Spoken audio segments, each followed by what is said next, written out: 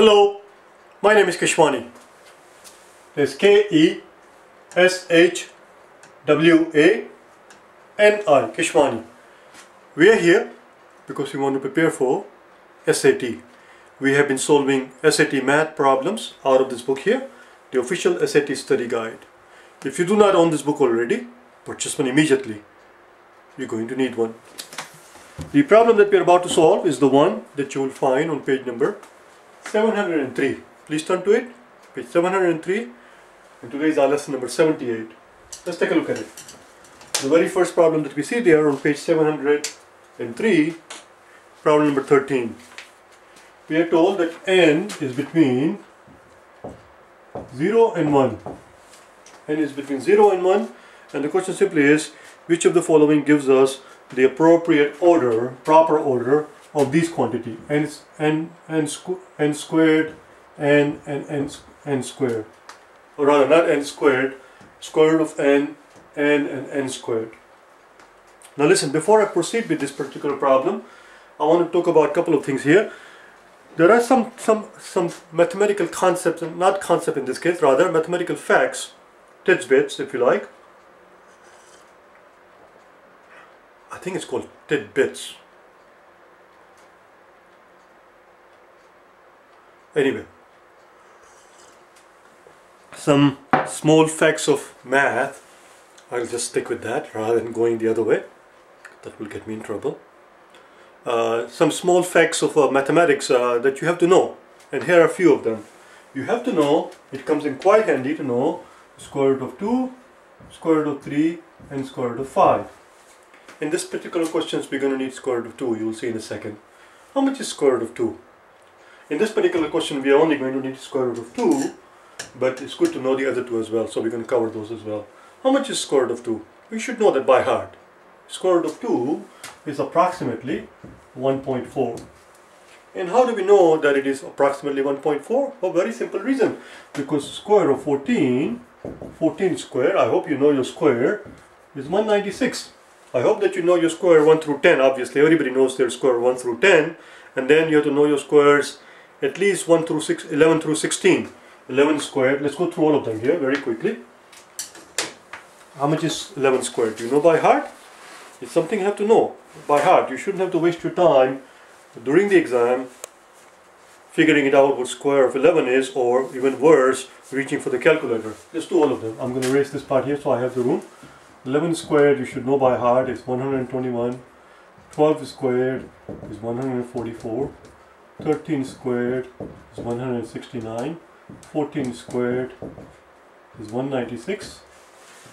You have to know that. 15 squared is 225, and then finally 16 squared is 256.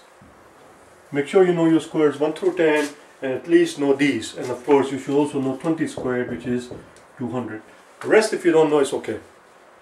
So that's how we know that square root of 2 is 1.4, because 14 squared, you see 14 times 14 times 14 is 196, and therefore 1.4 times 1.4 is, there are two decimal places, 1 and 2 would be 1 and 2, 1.96. So it's 1.4 times 1.4 is exactly 1.96, which is close enough to be 2. Therefore square root of 2 is 1.4. How much is square root of 3? Square root of 3 is obviously something more than 16, because 16 is 256. 16 squared is 256.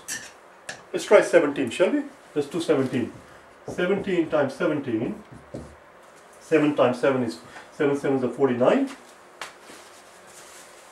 7 sevens are 49. 9, carry 4. 4 and 7 is 11. And then times 1. It's 289. 289 is close enough to be 300. It's approximately 300, and therefore square root of 3 is approximately 1.7. Again, for the same exact reason, if 17 times 17 is 289, then 1.7 times 1.7 would be 2.89, which is close enough to be 3. How much is square root of 5? The square root of 5 is something again you have to know by heart. It's about 2.2. 22 times 22. Let's find out, shall we? 22 times 2 is 44. 4 carry 4. And 22 times 2 is 44 plus 4 is 46. Which is approximately 500. Approximately 500, which is 2.2. Make sure we know this by heart, okay? It will come in quite handy. So let's do our problem. Let's do our problem. In this problem, we are told that n is between 0 and 1. The best thing, the easiest thing, the simplest thing to do is to plug in some value for n. And what better value for n than right smack in the middle? Let's do that. Let's pretend n is half. Half is between 0 and 1. And we just have to figure out the values of n squared and square root of n. So what's going to be the square root of half? Okay, pay attention here, okay? The square root of half is same as the square root of 1 divided by square root of 2. But then again, the square root of 1 is just 1. And the square root of 2, we just found out, is 1.4. 1 divided by 1.4, if we were to multiply top and bottom by 10, can be written as 10 over 14, which can be written as 7 over, which can be written as 5 over 7, and of course 5 over 7, half of 7 is 3.5, so anything more than 3.5 on the top would mean that this fraction is more than half. 5 over 7 is more than half. That's all we need here. So we'll keep that there, it's more than half. So that's our square root of, this equals to square root of n. Remember, our n is half. The square root of n we just found out is more than half. Oh, I shouldn't have put the equal sign here. The square root of n, this part that we're doing here, this thing is the square root of n. And we just found out that it is more than half. The square root of n is more than half. How much is n squared? N squared is just going to be half times half. Half of half is 1/4. We're almost done. So therefore, we were supposed to arrange n squared, we know is 1/4. This is our n squared. Then we'll have our n, which is half, and then we'll have our square root of n, which we just found out is 5/7, which is more than half. Therefore, n squared is less than n, and n is less than square root of n. Exact opposite of what we ordinarily see with the whole number, not necessarily whole number, but anything more than 1 is what I meant to say. But because we have a fraction here, square of a fraction is going to be less than the fraction itself, which is very easy to see.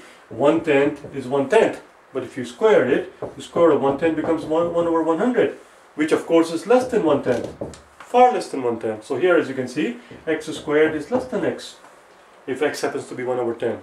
That's what it is. N squared is less than n, and the square root of n is actually bigger than the n itself. The square root of n here is 5 over 7, as you can see the work. So that was the first problem, problem number 13, and that's the correct order. N squared is less than n, which in turn is less than n square root of n, and that's our answer choice E. That's answer choice E. Let's do the next one, shall we? Number 14. We're done with this thing. Number 14.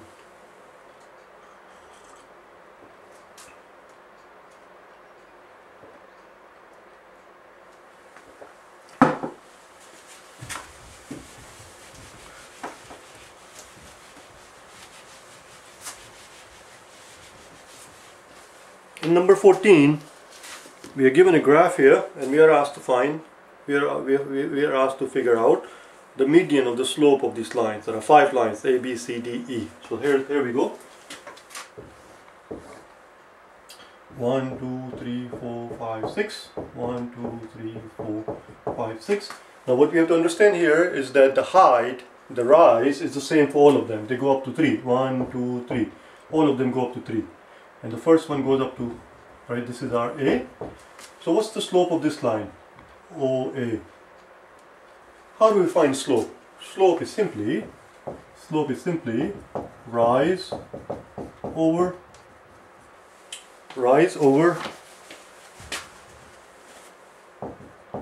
run. And rise in this case, in all 5 cases, is the same. They all go up to 3. So the top part, the numerator, is going to be the same for all of them. It's 3. How much is the run from O to A? The run is only 1, which is the change in X. The change in Y, it stays the same for all of them. So from O to A, I'm just going to call it A here. From O to A, if you like, is rise over run. Rise is 3 and the run is 1, so it's 3 over 1. Of course, that's the steepest line among the 5 lines. That's the steepest. The most slanted, the shallowest line, I believe would be the proper term, would be O to E. Let's go on then, carry on then. B, O to B, let's see where does B go. B goes 3, 3. Oh, that makes it easy. It goes to 3, 3. 3, 3. So change in Y is 3 and change in X is 3, so it's just 1. It doesn't matter. It does not matter. You'll see in a second. It's just 1. I'm just going to put 3 over 3. You'll see why it doesn't matter in a second. O to C is, where does C go? C goes up to 4. I'm going to pick up speed here. C goes up to 4. There's you see, and again rise over run. And then we have O to D, which is 5, and then the other one is 6. Up to 5, and then up to 6. D and E. O to D is going to be 3 over 5, and then 3 over 6. And now you will see why it doesn't matter, as I keep telling you. It doesn't matter the fact that I put down 3 over 3 as 3 over 3 and not 1, because the numerator is the same. And the denominator increase in order. 1, 3, 4, 5, and 6. They go in order. And since they're looking for the median, they're already arranged. They're not arranged from ascending order. They are arranged in descending order. They're decreasing. It goes from 3 to 1 to 3/4 to 3/5, and 1/2 is going in decreasing order, but it doesn't matter. The point here is that they are already arranged in order, and therefore, since they're looking for the median is the middle guy. The median slope is the slope of the guy in the middle, point C. Point C goes up to 4, so the rise is 3 and the run is 4. 3/4 is the answer. Answer is C. The answer is C. Let's do the next one, shall we? Number 15. We're done with this one. Number 15.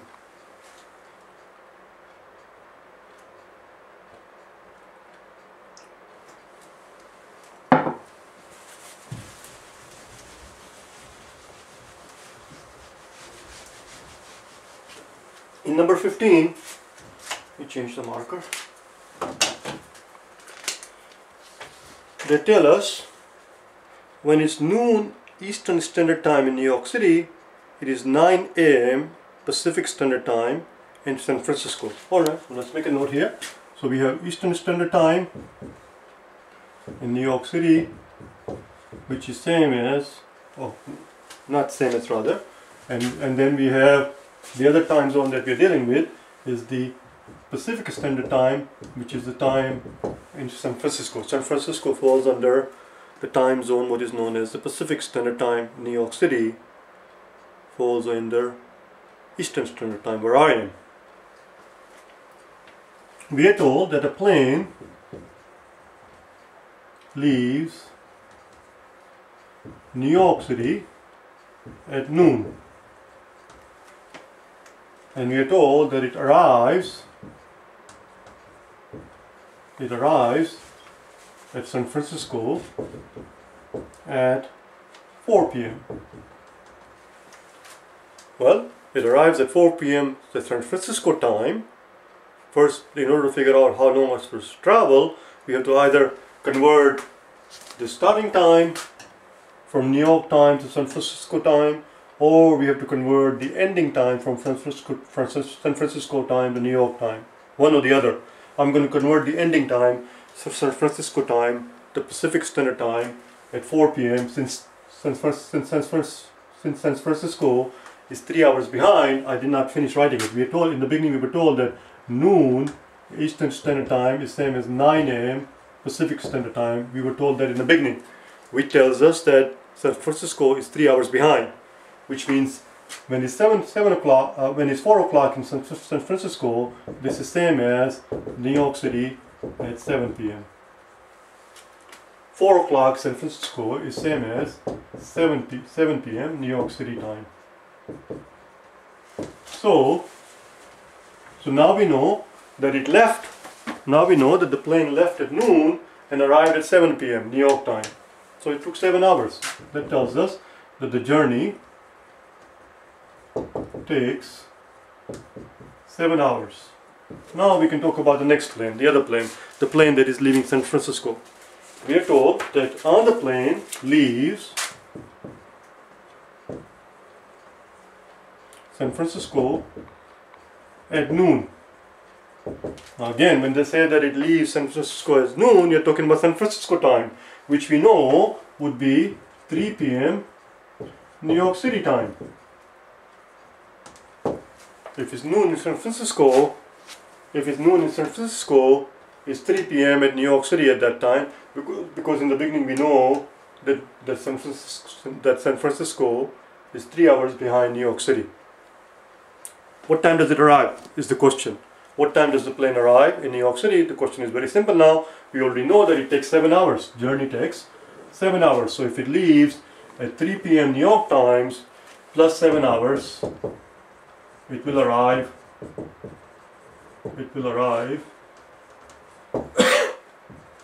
in New York City at 10 p.m. 3, which is obviously 3 plus 7. It starts out at 3 o'clock and it takes 7 hours. So it's 3 plus 7. It will arrive at 10 o'clock. Perhaps I'm making too much fuss about nothing. The answer is A. If you did get this wrong, if you did get this question wrong, the only reason would be the carelessness in your reading. That's it. It's not that difficult. Just take your time and make sure that you pay attention to all the details. That's all. Number 16, the last one.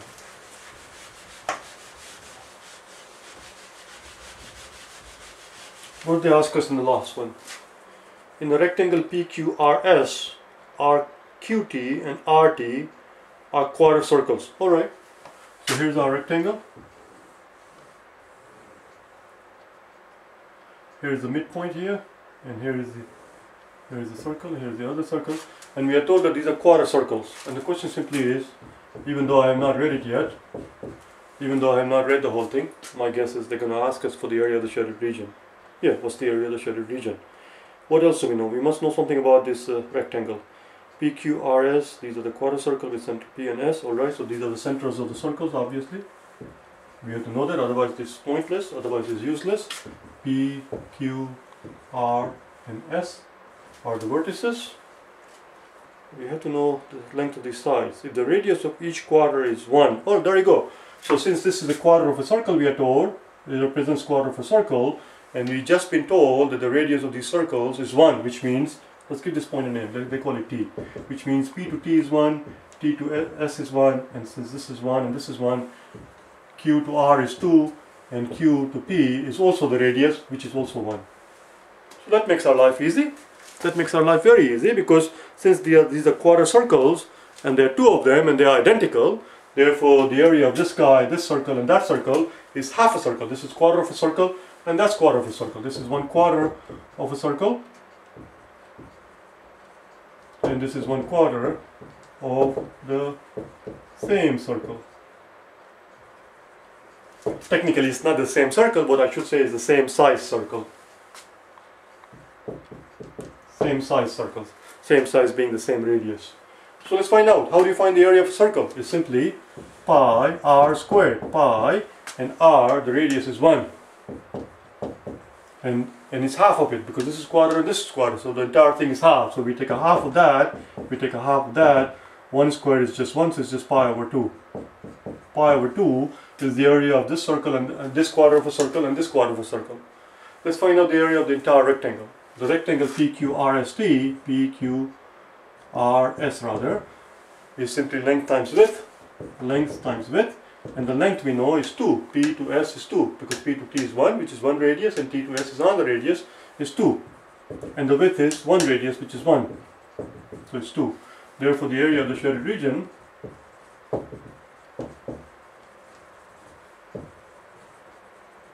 would be the area of the entire rectangle, which is PQRS minus the area of the